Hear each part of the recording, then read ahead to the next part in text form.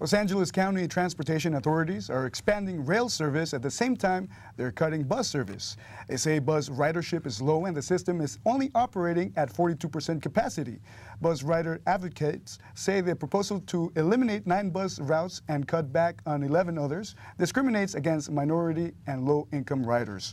Transit officials disagree and say the bus system has been offering riders an outsized service the county can no longer afford to maintain.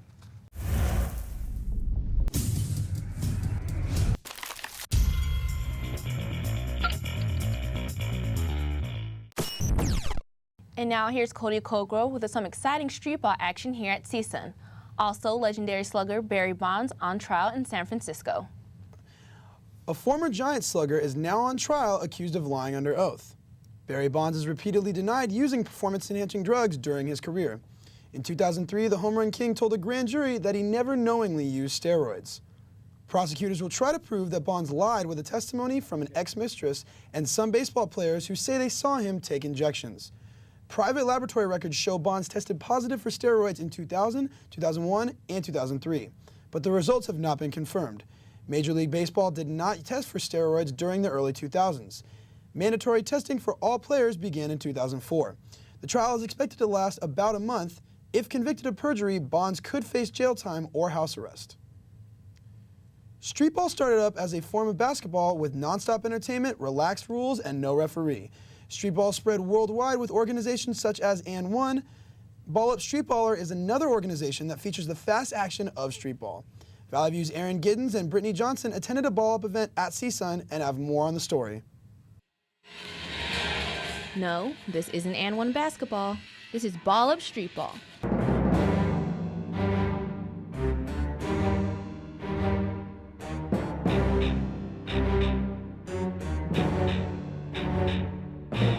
Ball Up Streetball has teamed up with Fox Sports Network for a 10-episode season and has brought the show to Cal State Northridge.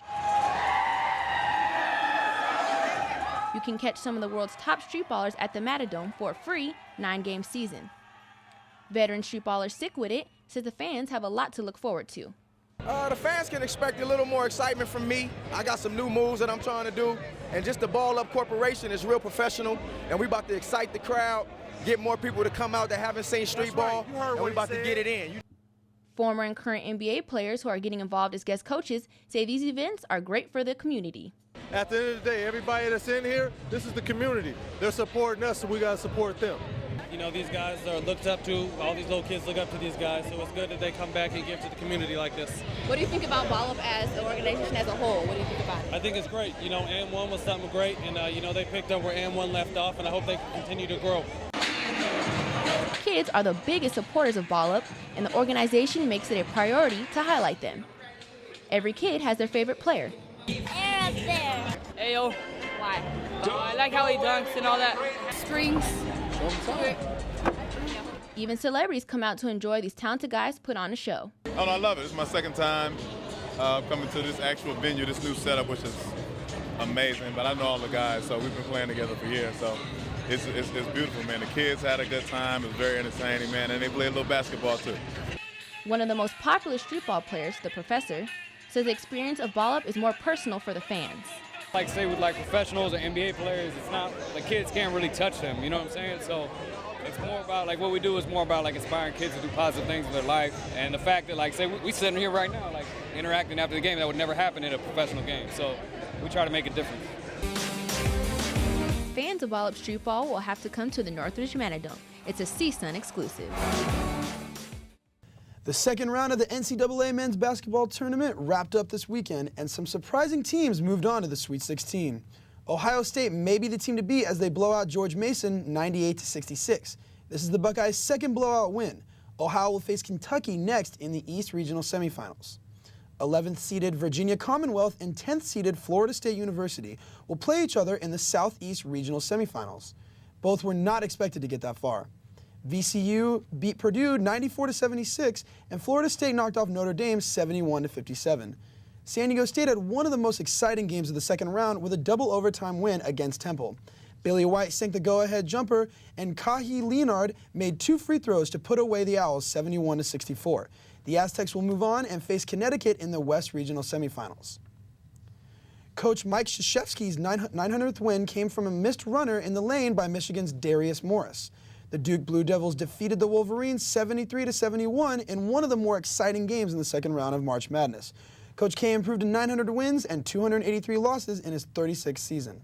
He can catch his mentor and college coach Bobby Knight for first on the career list. And that's it for sports. Make sure to get your brackets ready for the Final Four. Back to you with more news. Thank you, Cody. AT&T plans to buy T-Mobile to create the second biggest mobile service in the U.S. The $39 billion transaction will probably increase how much customers pay. The deal will allow AT&T to provide customers with more applications for videos and data from Apple devices. The deal will add 34 million customers to the 96 million AT&T already has. 2 more officers of the Glendale Police Department have been placed on administrative leave for alleged misconduct. Of the latest cases, one includes an officer involved in a sexual solicitation. The other allegation is that an officer created a hostile work environment. The officer was pressuring a colleague to join a lawsuit against the department. Last month, the Glendale PD placed 6 officers on administrative leave. Police officials have refused to discuss the case, saying they are not allowed to speak publicly about personnel matters. All 8 cases are pending. Pediatricians are now recommending children should use rear-facing car seats until at least the age of 2. This reverses the advice that car seats should face the front right after the baby's first birthday. Research shows children under 2 are less likely to get hurt in a crash if facing the rear. Pediatricians also say children should remain in booster seats until they are 4 feet 9 inches tall. After the break, a dog does its part to help take care of the environment, and Valley View attends the opening of West Hollywood's Fig and Olive restaurant.